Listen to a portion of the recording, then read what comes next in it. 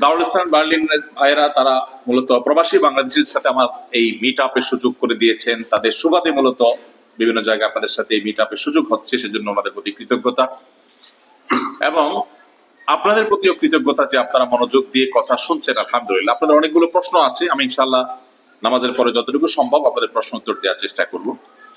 তো একটি বিষয় আমি বলে ফেলেছি ইতোমধ্যে, যে আমরা কোনোভাবে আমাদের দুর্নাম যেন না হয়, থুতু যেন নিজের গায়ে এসে না পড়ে, সে ব্যাপারে আমরা সবাই সচেষ্ট থাকবো। এবং এই দ্বিতীয় যে পয়েন্টটি আমি বলেছি বিশেষ করে, যে অ্যাজ আ মুসলিম, একজন মুসলমান হিসাবে আপনি যখন এখানে আপনার ইমেজকে আপনি ভালো করবার চেষ্টা করবেন, ইমেজকে আপনি কোনোভাবে নষ্ট হতে দিবেন না, তাহলে আপনার এই চেষ্টাটা কিন্তু একটা ইবাদত হবে, একটা নেক আমল হবে। এর ফলশ্রুতিতে আপনার আমলনামা আল্লাহ তাআলা সওয়াব এবং রিওয়ার্ড দিবেন, যে আমার বান্দা আমার মুসলমানদেরকে, ইসলামকে, তার সুনামকে, সুখ্যাতিকে অক্ষুণ্ণ রাখবার জন্য কাজটা করেছে। আপনি একটা অন্যায় থেকে এমনিই বাঁচছেন, আপনি এদেশে বসবাস করছেন, এদেশের পাসপোর্ট পেয়েছেন বা পান নাই, ডিসিপ্লিন আপনাকে এমনিই মেনটেন করতে হয়। কিন্তু যদি আপনার উদ্দেশ্য হয় ওই যে মুসলমানদের মুখটা উজ্জ্বল হবে, আমি সেজন্য ভালো ভদ্র থাকবো, আমার কোনো দোষ কেউ ধরতে পারবে না, তাহলে সেক্ষেত্রে কি হবে, এর মাধ্যমে কাজটা করছেন একটা সাধারণ কাজ, কিন্তু এটা আপনার ইবাদত হয়ে যাবে। কারণ ইন্নামাল আমালু বিন্নিয়াত, নিয়তের উপর সব কাজ নির্ভর করে। সো আপনার নিয়ত যখন হবে আল্লাহকে সন্তুষ্ট করা, এর মাধ্যমে আপনি আল্লাহর কাছে কি পাবেন, রিওয়ার্ড এবং বিনিময় লাভ করবেন। আল্লাহ তাআলা আমাদের সবাইকে এই বিষয়টাকে লক্ষ্য করে চলার তৌফিক দান করুন এবং আমাদের মধ্যকার যত ভেদাভেদ আছে, সকল ভেদাভেদ এগুলোকে আল্লাহ তাআলা দূর করার মতো মানসিক উদারতা, অন্তরের প্রশস্ততা আল্লাহ তাআলা আমাদের সবাইকে দান করুন। আল্লাহর এই পৃথিবীতে বিভিন্ন কালচারের মানুষ, বিভিন্ন মতের মানুষ, বিভিন্ন পথের মানুষ বসবাস করবে, এটাই স্বাভাবিক। অতএব অন্য মতের মানুষ হলেই তার সাথে আমার মারামারি কাটাকাটিতে চলে যেতে হবে, তার সাথে আমার একেবারে ফাইটে চলে যেতে হবে, দাকমরা সম্পর্ক হয়ে যেতে হবে, এটা মুসলমান সুলভ আচরণ না। মুসলমান সুলভ আচরণ সবসময় সব সমাজেই মানুষের মধ্যে কিছু মত পার্থক্য থাকবে। রাজনৈতিক মত পার্থক্য যেমন সব সমাজে আছে, ধর্মীয় মত পার্থক্য সব সমাজে আছে, কিন্তু ভিন্ন মতের মানুষ হলেই তাকে শত্রু মনে করতে হবে, এটা মোটেও জরুরি। অতএব এই মেন্টালিটিটা আমাদের মধ্যে থাকতে হবে। আমাদেরকে ইসলাম সেই উদারতার কথা বলে। আমাদের আল্লাহ কিন্তু শুধু মুসলমানদের আল্লাহ না, মুসলমানদের রব না। আল্লাহ কি শুধু মুসলমানদের পালন করে? আল্লাহ তাআলার পরিচয় দিয়ে কি আল্লাহ তাআলা সূরা ফাতিহাতে বলেছেন আলহামদুলিল্লাহি রাব্বিল আলামিন, সকল প্রশংসা সেই আল্লাহর জন্য যিনি রব্বুল, নাকি রব্বুল মুসলিমিন? আল্লাহ কি নিজেকে রব্বুল মুসলিমিন বলেছেন? শুধু রব্বুল আলামিন মানে কি? সকল জগৎ সমূহের পালন কর্তা। তো আল্লাহ যদি সৃষ্টিকর্তা হয়ে সকল জগতের সবাইকে পালন করতে পারে, তো আপনার কেন বিদ্বেষ থাকার দরকার পড়েছে? আপনার কেন শত্রুতা করার দরকার পড়েছে? আমাদের নবীজি, তার সম্পর্কে আল্লাহ বলেছেন ওমা আরসালনাকা ইল্লা রাহমাতাল লিল আলামিন, হে রাসূল আপনাকে আমি প্রেরণ করেছি গোটা বিশ্বের মানুষের জন্য রহমত স্বরূপ। আপনার আমার প্রাণের নবী, তিনি শুধু মুসলমানদের জন্য রহমত নয়, গোটা বিশ্বের জন্য কি হয়েছে? করুণার আধার হয়েছে। এই জন্য তিনি মুসলমানদের শুধু অধিকারের কথা বলেন নাই, তিনি অন্য ধর্মের মানুষদের অধিকারের কথা বলেছেন। কোন মুসলমান অন্য ধর্মের মানুষকে মানুষ হিসেবে সম্মান করতে ভুলবে না। নবী করিম সাল্লাল্লাহু আলাইহি সাল্লামের সামনে দিয়ে একবার একজন ইহুদির লাশ নিয়ে যাওয়া হলো। নবী করিম সাল্লাল্লাহু আলাইহি সাল্লাম সম্মান প্রদর্শন করলেন।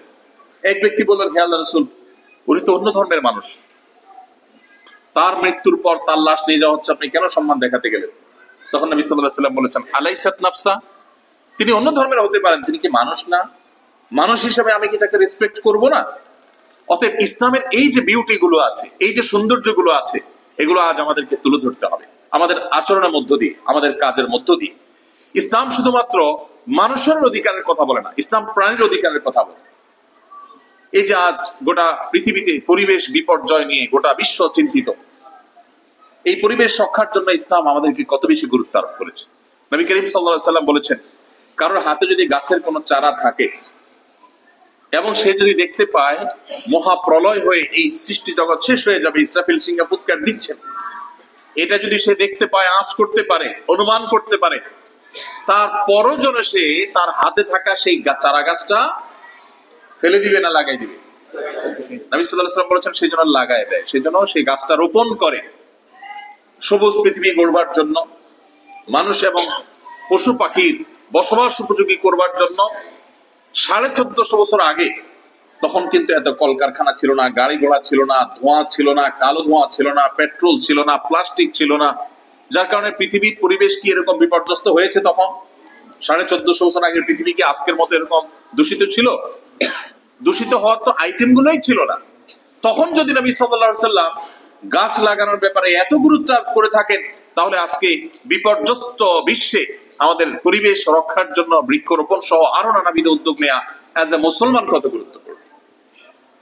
প্রিয় ভাইরা আমার, ঠিক একই ভাবে আপনি দেখবেন নবী সাল্লাল্লাহু আলাইহি সাল্লাম বলেছেন, কোন মুসলিম যদি কোনো গাছ লাগান, কোন বৃক্ষ রোপণ করেন, সেই গাছ থেকে যদি কোনো মানুষ তো বটেই, কোন পশু পাখি, কীট পতঙ্গ, পোকামাকড় পর্যন্ত খায়, ছায়া গ্রহণ করে, অক্সিজেন গ্রহণ করে, নানাভাবে উপকৃত হয়, তাহলে আল্লাহ রাব্বুল আলামিন ওই গাছ যিনি লাগিয়েছেন, যিনি পানি ঢেলেছেন, তার গোড়ায় পরিচর্যা করেছেন, বড় করে তুলেছেন, এই লোকটাকে আল্লাহ তাআলা ওই যে মানুষ, প্রাণী, পশু, পতঙ্গ এগুলোর খাদ্য, অক্সিজেন, ছায়া হওয়ার কাজ করলো, ব্যবস্থা করলো। এই জন্য আল্লাহ তাআলা তার আমলনামাতে টাকা পয়সা দান করে যে সাদাকার সওয়াব লাভ করে, আল্লাহ তাআলা সেরকম সওয়াব দান করবেন। প্রিয় ভাইরা আমার, অতএব ইসলামের এই যে সৌন্দর্যগুলো আছে, এই সৌন্দর্যগুলো আমাদের অমুসলিম ভাইরা অনেকে জানে না।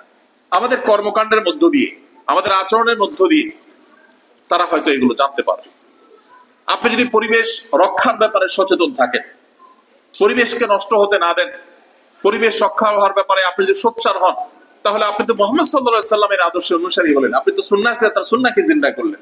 অতএব ইসলামের এই সৌন্দর্যগুলো আমি আপনাদেরকে অনুরোধ করবো যে আপনারা আপনাদের আচরণের মধ্য দিয়ে, আপনাদের কর্মসূচির মধ্য দিয়ে এগুলোকে তুলে ধরবেন। ইসলাম আমাদেরকে এত বেশি চমৎকার এক জীবন ব্যবস্থা এবং জীবন দর্শন দিয়েছে, যেটি যদি আমরা সঠিকভাবে তুলে ধরি, তাহলে সেক্ষেত্রে ইসলাম সম্পর্কে অনেক ভুল ধারণা আছে মানুষের, সেগুলো কেটে যাবে ইনশাআল্লাহ। অতএব আমরা এই ব্যাপারগুলোতে খুব সাবধান থাকবো। অন্যান্য যে প্রাণী আছে তাদের ব্যাপারে পর্যন্ত ইসলাম আমাদেরকে সতর্ক হতে বলেছে, তাদেরও অধিকার আছে, অন্য ধর্মে মানুষেরও অধিকার আছে, আপনি এমনকি গাছপালা তাদেরও অধিকার আছে। এই জন্য সবার অধিকার আদায় করতে হবে। মানুষের অধিকার, মানব অধিকার উপর আমাদের সচেতন থাকতে হবে, পশু পাখির অধিকার উপর সচেতন থাকতে হবে, এমনকি কীট পতঙ্গ এগুলোর অধিকার পরেও সচেতন থাকতে হবে। নবী করিম সাল্লাল্লাহু আলাইহি সাল্লামের সময় এক ব্যক্তি পিপিলিকা এটা পুড়িয়ে মারছিলেন খুব নির্মম ভাবে, কষ্ট দিয়ে।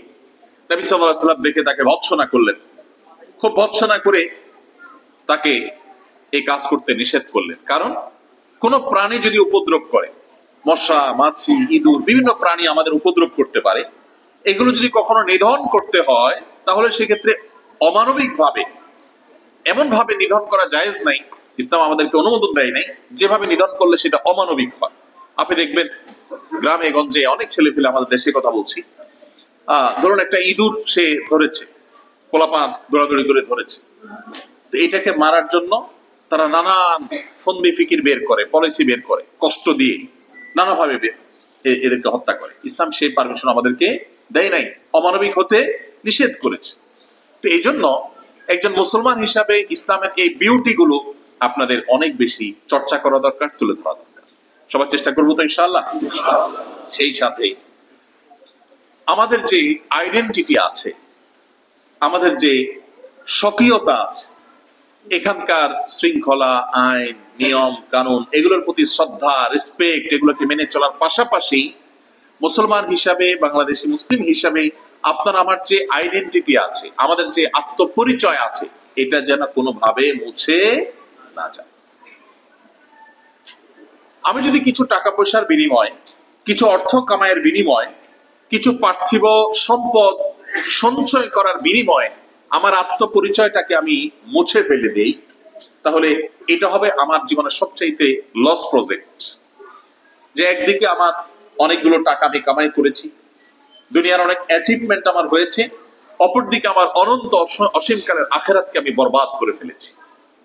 তাহলে এই যে আমার এক্সচেঞ্জ হলো, এই যে আমার বিনিময় হলো, যে আমার ঈমানের বিনিময়ে, আমার ইসলামের বিনিময়ে আমি কিছু টাকা পয়সা কামাই করেছি, আমি পার্থিব কিছু আইডেন্টিটি আমি ক্রিয়েট করেছি নিজের, তো এই লাভটা লাভ না, এটা লস। কারণ আমরা এখানে যারা আছি প্রায় সবাই, বেশিরভাগ মানুষই আমরা 30-40 বা তার চেয়ে বেশি আমাদের এভারেজ বয়স। বাংলাদেশে মানুষের গড় আয়ু, আমাদের বেঁচে থাকার যে হার সারা দেশের মানুষের, সেটা এভারেজে এখন কত? 60 বোধহয়। এখানে স্পেনে হয়তো সেটা নিশ্চয়ই এখানকার নানা কারণে এখানে হয়তো আরো বেশি। তো আমরা গড় আয়ু যদি 80ও ধরি, তো সেক্ষেত্রে 40 যাদের পার হয়ে গেছে তাদের কিন্তু বাকি যে লাইফটা আছে, এই লাইফটা কিন্তু লাইফের সবচেয়ে অগুরুত্বপূর্ণ অংশ। সবচেয়ে ইম্পর্টেন্ট টাইমটা কিন্তু আমাদের অনেকেরই পার হয়ে গেছে, আর বাকি অনেকের এখন পার হচ্ছে। সামনের যে বয়সটা আসছে, আফটার 50, আফটার 60, এই বয়সগুলো কিন্তু কোনো কাজের বয়স না। এগুলো হলো শুধুমাত্র মৃত্যুর প্রহর গোনার বয়স। মানুষ যখন 60 আপ হয়ে যায়, আপনি 60 আপ 70 ছুঁই ছুঁই যে মানুষগুলো আছে, একটু তাদের সাথে বসে কথা বলার চেষ্টা করে দেখুন, তাদের মনের ভাবটা বোঝার চেষ্টা করুন। আপনি যেরকম অনেক রঙিন স্বপ্ন দেখেন, তারা কিন্তু রঙিন স্বপ্ন দেখে না, তারা কবর দেখতে পায়। তারা অপেক্ষা করে যে ছেলে মেয়ে হয়ে গেছে, নাতিপুতি হয়ে গেছে, ব্যবসা বাণিজ্য যা করার করা হয়ে গেছে, বাড়ি গাড়ি যা করার করা হয়ে গেছে, আইডেন্টিটি যা ক্রিয়েট করার সব করা হয়ে গেছে, আর তো কিছু বাকি নাই। তারা এখন অপেক্ষা করতে থাকে জাস্ট মৃত্যুর জন্য। তাহলে সেই দৃষ্টিকোণ থেকে আপনার আমার জীবনের ক্রিম টাইমটা কিন্তু যাচ্ছে, চলে গেছে বা যাচ্ছে।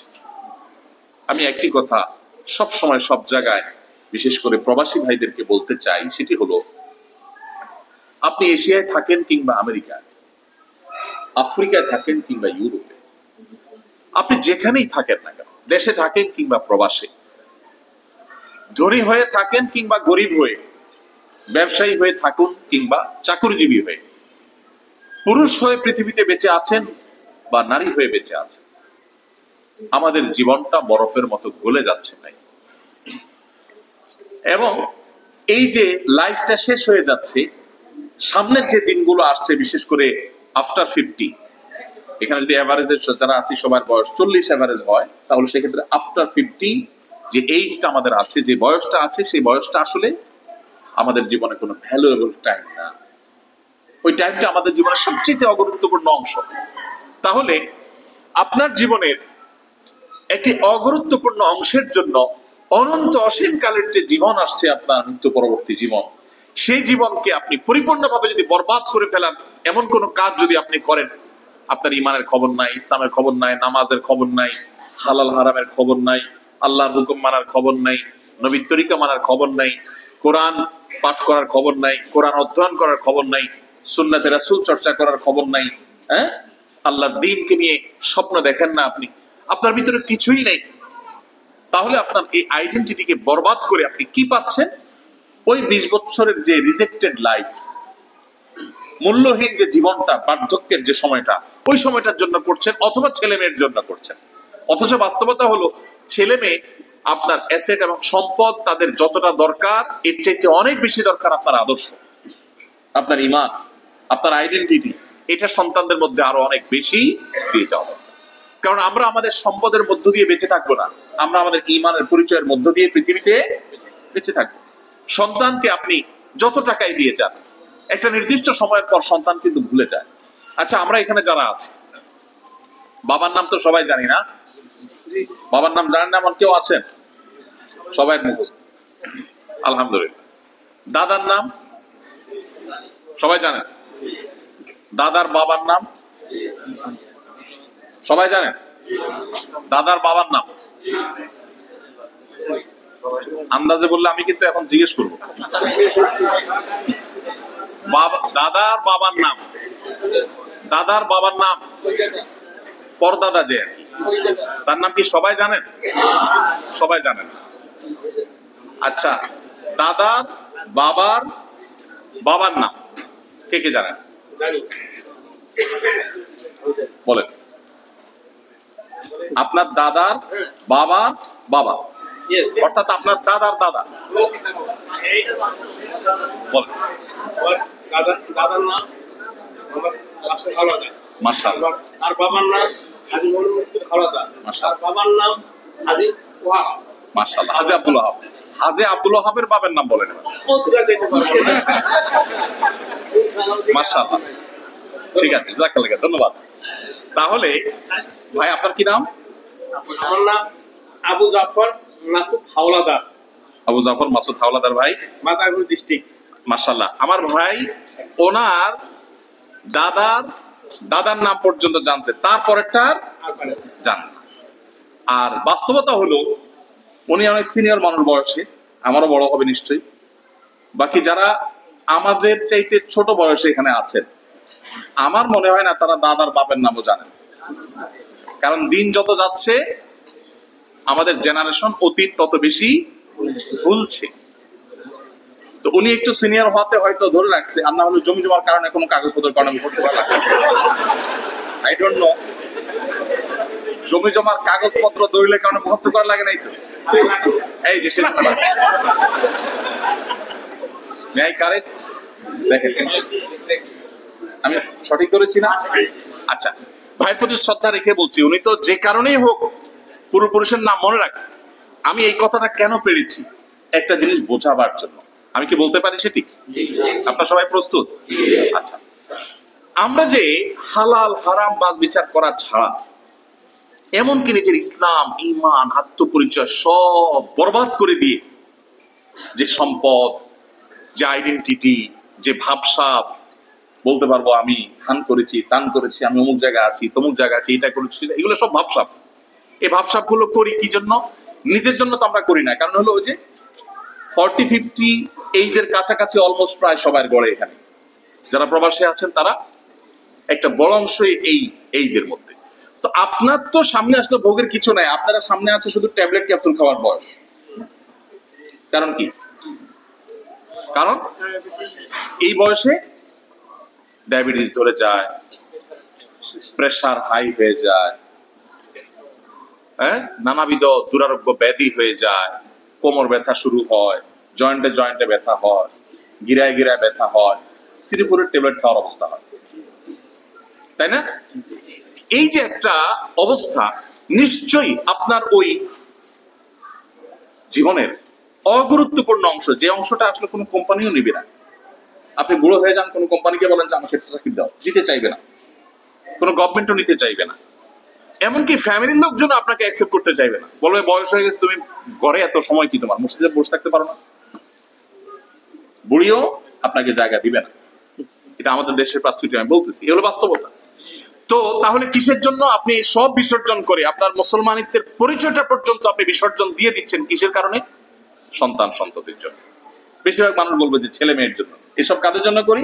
ছেলে মেয়ে। আমি সে কথা বোঝাবার জন্য বলছি, ছেলে মেয়ে কিন্তু আপনাকে মনে রাখলেও নাতিরা আজকাল খুব কমই দাদিকে মনে রাখে। আমার বোনরা যারা শুনছেন আমি তাদেরকে বলছি।